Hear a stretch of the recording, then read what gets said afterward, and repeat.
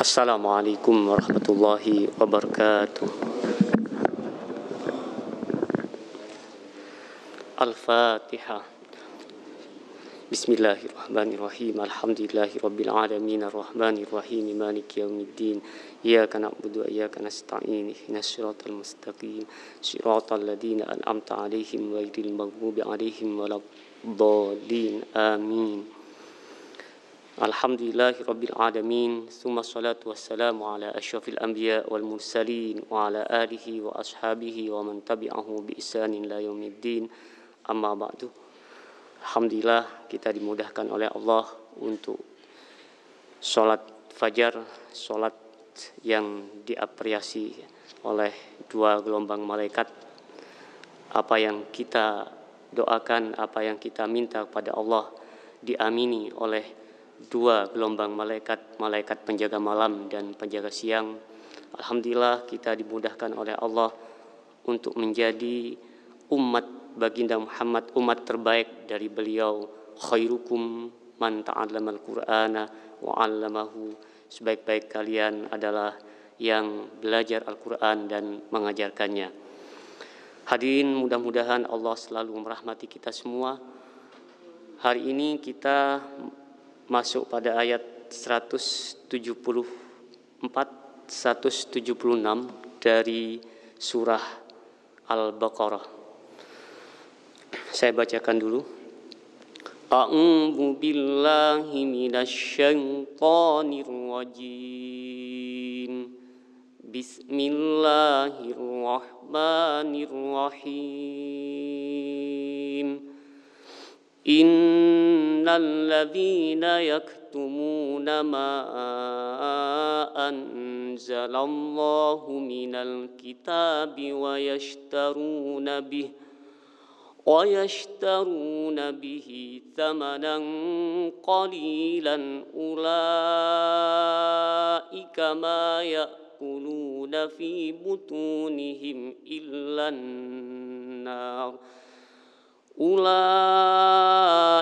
ma ya'kuluna fi butunihim illan nara wa la yukallimuhumullahu yawmal qiyamati wa la yuzakkihim wa lahum 'adzabun alim.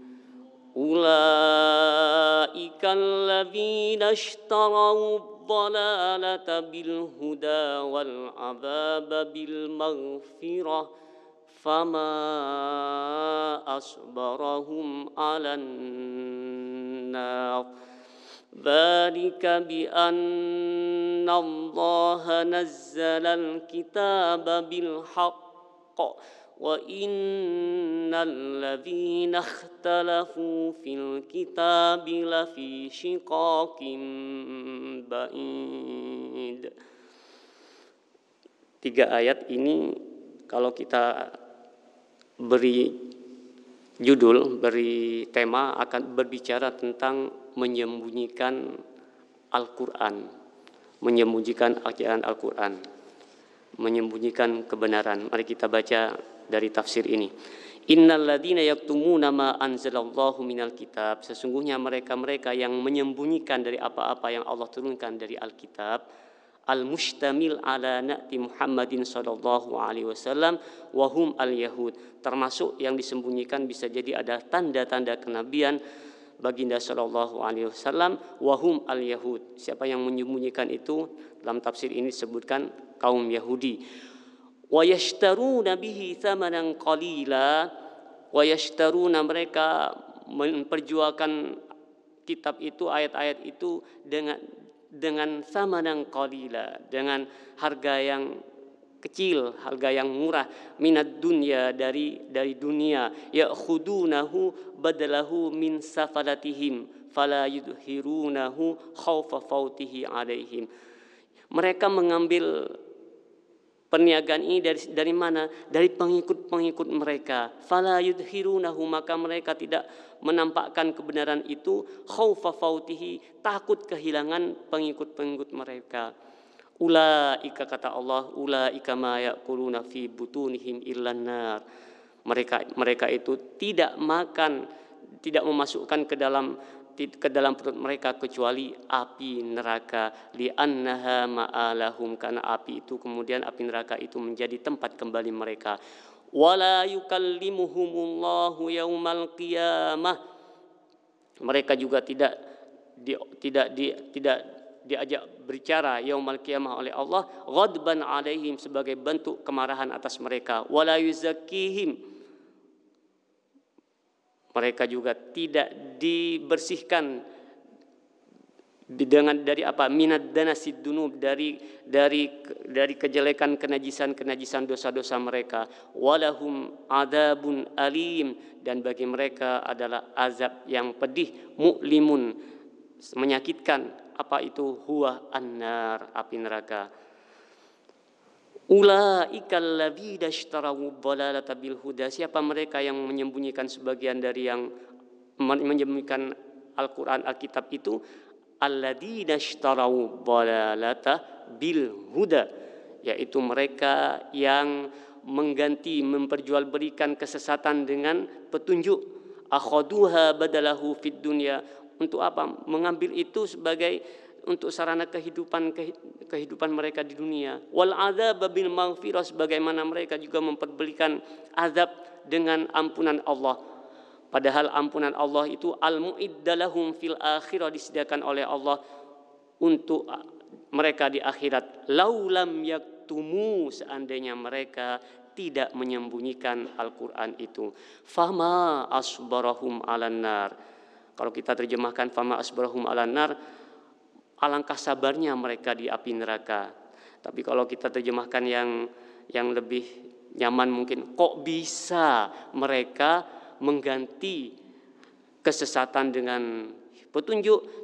Kok bisa juga mereka mengganti azab, memperjuangkan azab itu dengan ampunan? Fama asbarahum alan nar.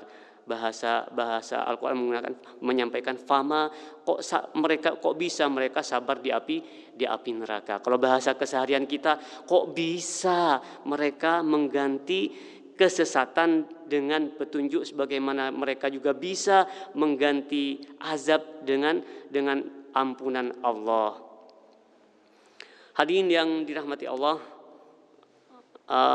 ayat ini berbicara tentang mereka-mereka yang menyembunyikan ajaran Allah, menyembunyikan Alkitab. Yang disebutkan di tafsir ini adalah kaum Yahudi atau kaum musyrik. Tapi bisa jadi sekarang juga bisa saja konteksnya sekarang kita berada di abad ini, di abad ke-21. Kalaulah ayat ini turun 15 abad yang lalu berkenaan dengan Yahudi, maka punya sababun nuzul tentang Yahudi, tapi ulama menyampaikan al-ibrah bi umumil lafdi la bi khususis sabab. Pelajaran itu dengan umumnya lafadz, bukan karena sabab khusus itu. Sababnya turunnya adalah karena orang Yahudi menyembunyikan ajaran Alkitab, sebagaimana juga menyembunyikan tanda-tanda kenabian dari baginda Rasulullah. Itu sababun nuzulnya. Tapi kata ulama, mayoritas ulama, al-ibrah itu, pelajaran itu bukan dengan sabab khusus. Sabab khususnya tadi itu penyembunyian kaum Yahudi tentang Al-Quran dan sebagian dan tanda-tanda kenabian baginda Rasulullah. Nah, sekarang kita tarik ke kita sekarang, bagaimana dengan konteks sekarang? Ya, siapapun dia yang menyembunyikan Al-Quran, yang di sini Al-Quran juga kemudian mencakup Alkitab, As-Sunnah, maka termasuk dalam ancaman ayat ini. Kok begitu? Iya, karena apa-apa yang disampaikan oleh baginda harus kita taati. Sebagaimana Allah sampaikan dalam surah Al-Hasyr, wa ma atakumullahu fakhudu wa ma atakumur rasuluhu fakhuduhu wa ma nahakum anhu fantahu. Apa yang diperintahkan oleh Rasul, dicontohkan oleh Rasul, fakhuduhu, ambil contoh itu. lakukan itu. Wa ma nahakum anhu, dan apa yang telah dicegah, dilarang oleh Rasul, maka hindari. Allah menegaskan kembali tentang kedudukan baginda, wa ma yantiqu anil hawa dalam surah An-Najm, wa ma yantiqu anil hawa in huwa illa wahyu yuha. Dia, baginda Rasulullah itu tidak berbicara menurut versinya, menurut hawa nafsunya, menurut dirinya sendiri, tidak. In huwa illa wahyun yuha. Sungguh itu adalah wahyu yang diwahyukan kepadanya. Dalam Al-Quran itu banyak tentang peristiwa yang kalau Rasul itu salah, itu langsung ditegur. Langsung ditegur. Contoh, Rasul pernah ketika suatu saat ada tamu pembesar. Tamu pembesar pastilah harus dihormati karena masih sesuai dengan kedudukannya. Pembesar Quraisy berbincang-bincang, datang kemudian seseorang, Abdullah bin Ummi Maktum, seorang yang buta miskin, datang. Baginda tidak begitu mengindahkan hamba yang satu ini, tidak begitu mengindahkan, tidak begitu menghiraukan karena masih ada tamu sebelumnya gitu.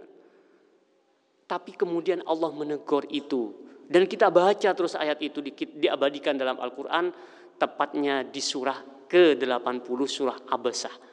Apa kata Allah? Abasa wa tawalla an ja'ahul a'ma wa ma yudrika la'allahu yazzakka aw yadzakkaru fatanfa'ahum dzikra amma man istaghna fa anta lahu tasadda. Kata Allah, ini teguran kepada baginda. Abasa wa tawalla, engkau berbuka masam dan engkau menghindar, tidak begitu melihat yang buta miskin, tidak begitu mengindahkan. Kenapa? Karena ada tamu yang pembesar tadi. Ini menurut saya sebenarnya tata krama sudah cukup bagus gitu kan. Kenapa kok kita dikatakan bagus? Iya, tamunya duluan yang pembesar. Seharusnya kan ini nunggu. Yang buta seharusnya nunggu. Versi kita yang sekarang ini versi kita. Tapi Allah tidak menghendaki itu. Jangan sampai ada muka sedikit masam, tidak boleh. Apalagi sampai berpaling, tidak boleh. Abasa wa tawalla, engkau bermuka masam, engkau pun memalingkan wajahmu. Anja'ahul a'ma, ketika datang seorang yang buta. Wa ma yudrika la'allahu yazzaka, padahal engkau tidak tahu, wahai Muhammad, siapa dia itu akan membersihkan dirinya masuk Islam. Dengan harapan baginda ketika itu ingin mengantar pembesar Quraisy masuk Islam. Harapannya sangat bagus, tapi Allah tidak menghendaki itu. Tapi harus menghadapi semua orang sama saja. Allah menghendaki itu. Kalaulah Al-Qur'an ini bukan dari Allah, maka pasti ayat-ayat yang berkenaan dengan teguran kepada baginda pasti akan tidak ada, ditiadakan. Teguran kok masa kemudian diabadikan? Ternyata diabadikan. Surah Abasah, surah keberapa tadi, 80, itu diabadikan tentang bahwa tidak boleh membedakan antar memperlakukan orang-orang di sekitar kita. Bahkan dengan kedudukan yang berbeda pun, dengan kedudukan yang berbeda, bahkan dengan tujuan yang sama pun, itu juga tidak. Baginda ditegur masalah itu. Teguran lain apa? Ketika baginda menetapkan usulan dalam perang Badar itu, umat Islam menang, tawanan banyak. Kemudian karena tawanan banyak, Nabi bermusyawarah dan menyampaikan kepada sahabat-sahabatnya, sahabat-sahabatku, bagaimana tawanan ini? Kita bunuh saja gitu kan, atau kita ambil tebusan dari mereka.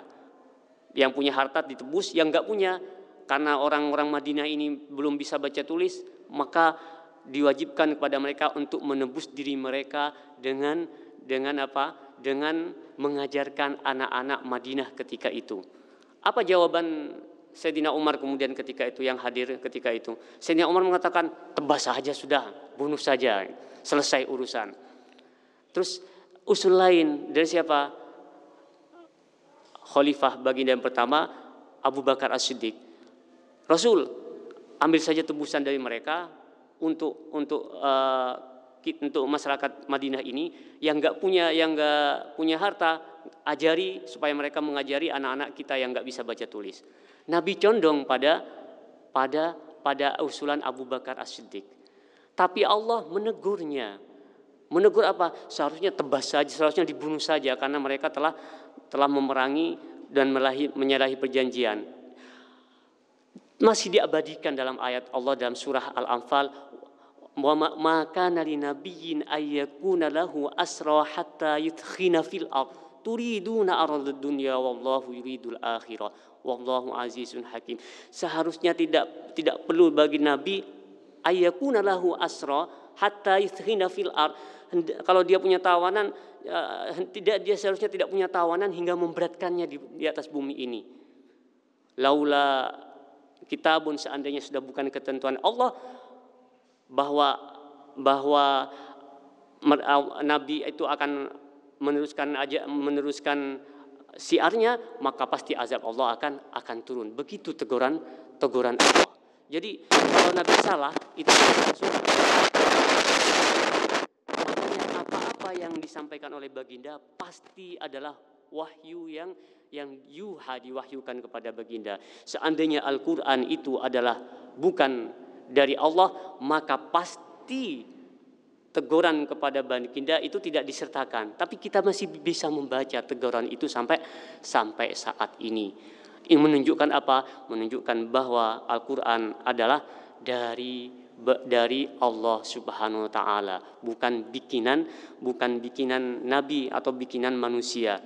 Hadirin yang dirahmati Allah, di ayat ini Allah menyampaikan mereka yang menyembunyikan ajaran ma anzalallah, apa-apa yang Allah turunkan dari Alkitab Al-Qur'an, wa yashtaruna bihi thamanan qalida, dan mereka memperjualkan dengan harga yang rendah, ada yang sedikit. Kemudian ada yang bertanya, kalau bagaimana kalau dengan thamanan katsira, katanya gitu. Dengan harta yang banyak, dengan jumlah yang banyak. Seluruh apa yang di muka bumi ini masih disebut sedikit dibanding dengan akhirat kelak. Maka apapun yang masih ada di muka bumi ini adalah sedikit dibanding dengan simpanan Allah yang lain. Makanya kemudian kita sering disebutkan seperti ini. Salat fajar itu menunjukkan bahwa kita terkaya. Kok kita terkaya? Iya, kita terkaya. Kenapa? Karena salat fajar itu, salat sunnah fajar maksud saya, salat sunnah qobliyah sebelum subuh itu khairun minad dunya wa ma fiha. Itu lebih baik dari dunia dan isinya. Orang berkata, bagaimana baiknya dunia dan isinya? Iya, karena ukurannya bukan hanya di dunia ini. Ini masih panjang perjalanan kita. Masih panjang perjalanan kita. Karena kalau kita ukur betapapun banyaknya itu, kalau kita ukur dengan kehidupan kita yang masih panjang, maka itu sangat sedikit sekali apa-apa yang kita dapat. Makanya Allah kemudian semua yang ada di muka bumi ini kemudian adalah thamanan qalila.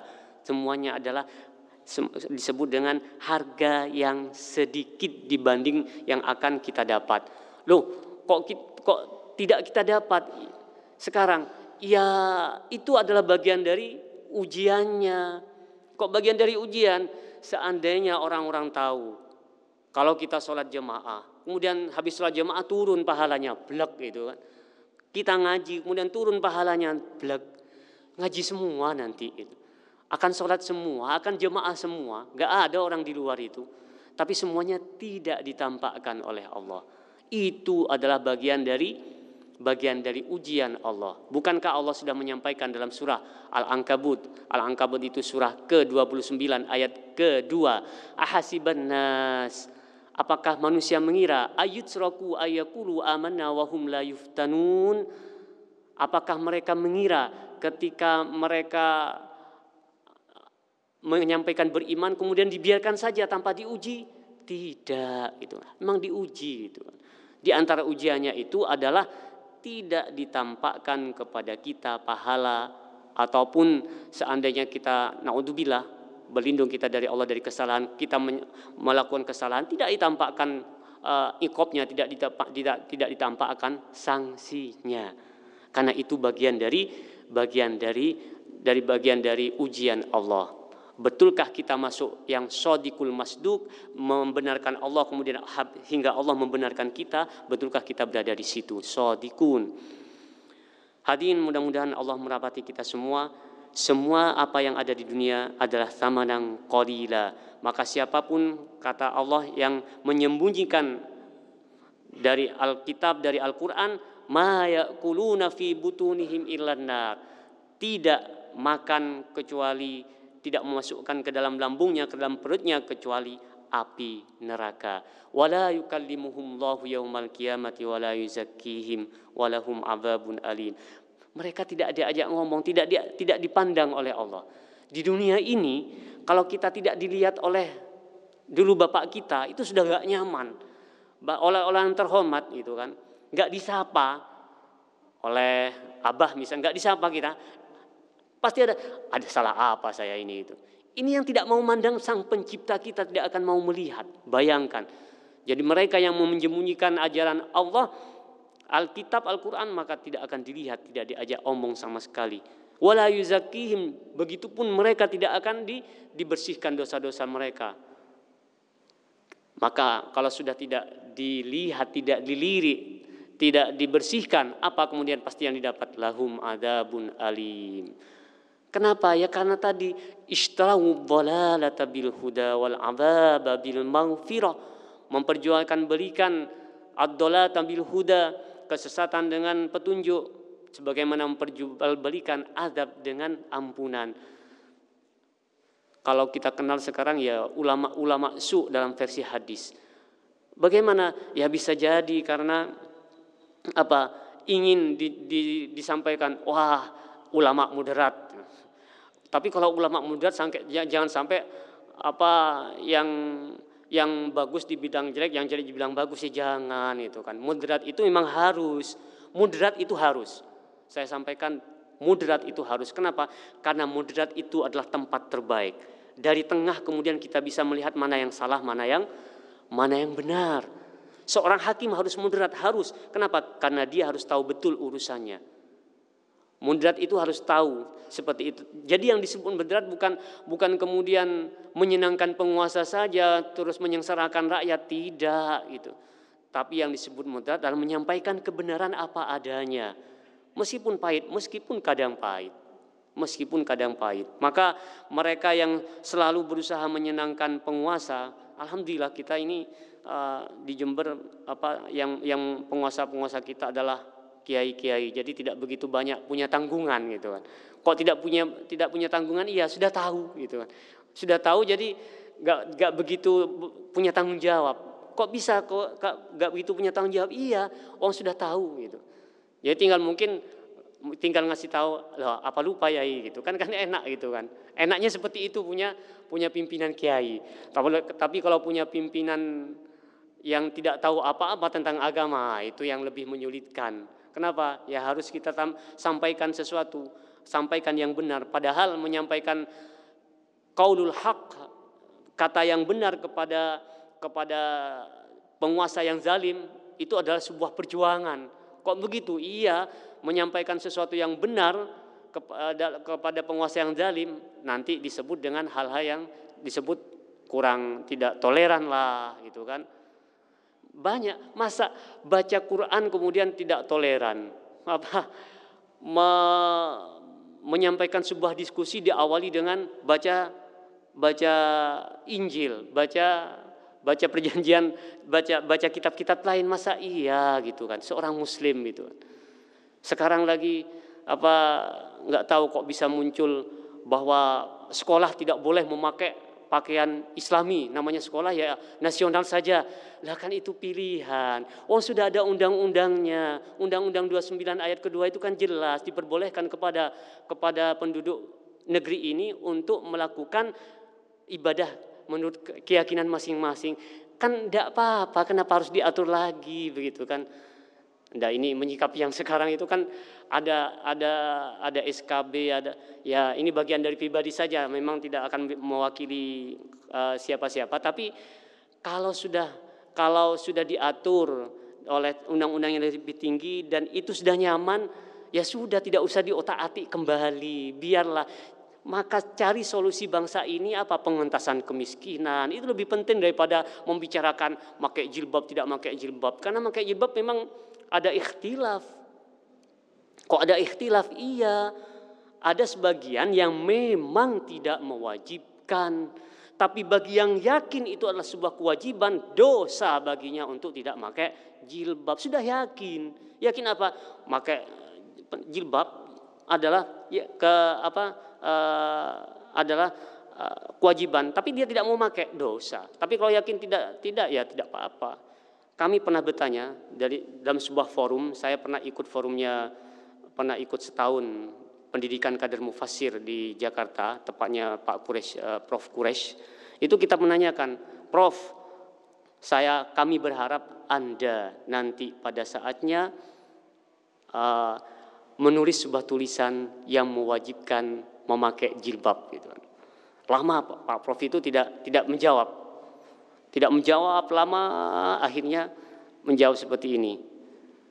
Seandainya saya berada dalam sebuah jamuan makan, kemudian saya meminta kepada pelayan supaya dihadirkan sebuah makanan yang makanan itu berbahaya menurut pelayan itu bagi saya, bagi kesehatan saya. Bolehkah pelayan itu tidak menghadirkan makanan yang saya minta, hanya menghadirkan makanan yang biasa saja? Jawaban kami, ya tidak wajar Prof, tidak boleh. Begitulah apa yang saya pahami, kata beliau, tentang jilbab. Memang, jadi kalau Anda sudah meyakini itu sebuah kewajiban, maka wajib pakai. Tapi kalau Anda tidak meyakini, maka ya tidak wajib. Nah, kata beliau, saya termasuk yang di sebelah ini. Saya waktu itu berada dalam PKM kelima, program kader mufassir angkatan kelima tahun 2010. Jadi kalau ya memang waktu itu tidak ada rekaman gitu, tapi banyak yang hadir, seluruh peserta PKM waktu itu hadir gitu.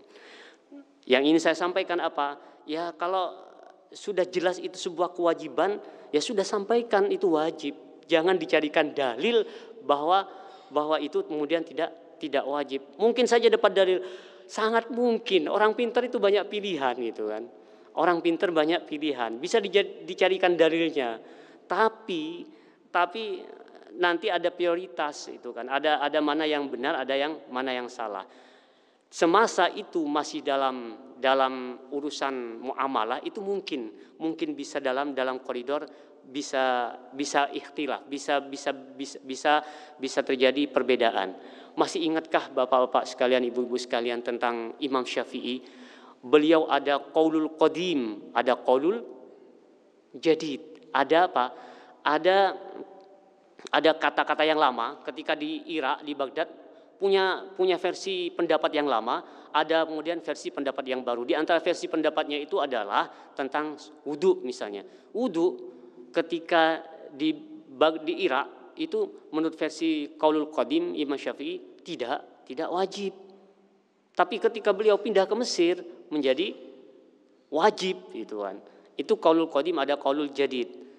Tapi apakah ini menyalahi, menyembunyikan? Tidak. Itu karena memang ada hukum yang berkenaan dengan muamalah itu sangat mungkin berubah dengan perubahan saat. Kok bisa beliau menyampaikan wudu di Baghdad qaulul qadim tidak batal menyentuh perempuan, tapi di Mesir kemudian batal? Ya kalau gurauannya teman-teman, ya bisa jadi karena perempuan Mesir itu cantik-cantik, kalau kena sedikit kena senggol sedikit langsung seng gitu. Langsung jreng gitu. Jadi kok bisa jreng? Iya, kalau ada perempuan 10 perempuan, dulu Gus Yus sering bercerita itu. Kalau ada 10 perempuan jalan, kata Gus Yus itu almarhum rahimahullah, Allahu yarham, ada 10 perempuan jalan, maka ada 14 perempuan yang cantik. Kok gitu? Iya, 10 perempuan cantik semua. Ibunya juga cantik yang 4 itu gitu, kata beliau itu. Jadi karena di Mesir seperti itu guruannya, tapi wallahu alam. Tapi yang faktanya adalah ada qaulul qadim, ada qaulul jadid. Dalam hal ini bukan berarti memutarbalikkan fakta, tidak. Tapi karena memang keadaan menuntut seperti itu. Bahkan tidak ada ekstrim dalam hal ini. Termasuk dalam madhab Imam Ahmad bin Hanbal itu sering ada ihdal qaul, menunjukkan satu dari 2 perkataan. Berarti ada beberapa perkataan, ada beberapa pendapat. Dan ulama-ulama kita itu pasti sering dalam menyajikan menulis karyanya pasti menyajikan seluruh pendapat-pendapat, baru kemudian wal asah indi, terbaik dalam pendapatku. Sering seperti itu. Itu menunjukkan apa? Menunjukkan bahwa kebebasan pendapat monggo. Tapi tidak mesti itu harus bertengkar, tidak. Tapi kebebasan berpendapat, kebebasan berekspresi, kebebasan berpikir sangat dibuka dalam Islam. Ahlan wa sahlan. Untuk apa? Untuk menuju ke yang terbaik. Karena yang benar hanya Allah. Itu untuk pendapat. Ini sampai berpendapat tentang hal-hal agama tadi kita contohkan masalah wudu. Tapi kalau kemudian sengaja menyembunyikan hal-hal yang benar supaya penguasa, supaya orang lain atau siapapun yang dia inginkan supaya merasa nyaman, maka itu tidak benar adanya. Sudah tahu yang hak adalah ini, maka sampaikan yang benar seperti itu. Jadi bukan ulama-ulama kita dahulu apakah itu memperjualbelikan itu, tidak. Itu adalah kebebasan pendapat, dan itu seharusnya sampai ke kita ini. Itu menunjukkan apa? Menunjukkan kebesaran hati, menunjukkan tidak ada benih kesombongan. Bahaya ada benih kesombongan. Kok bahaya? Iya, Baginda sudah menyampaikan dalam hadis riwayat dari Abu Hurairah, Imam Muslim menyampaikan apa?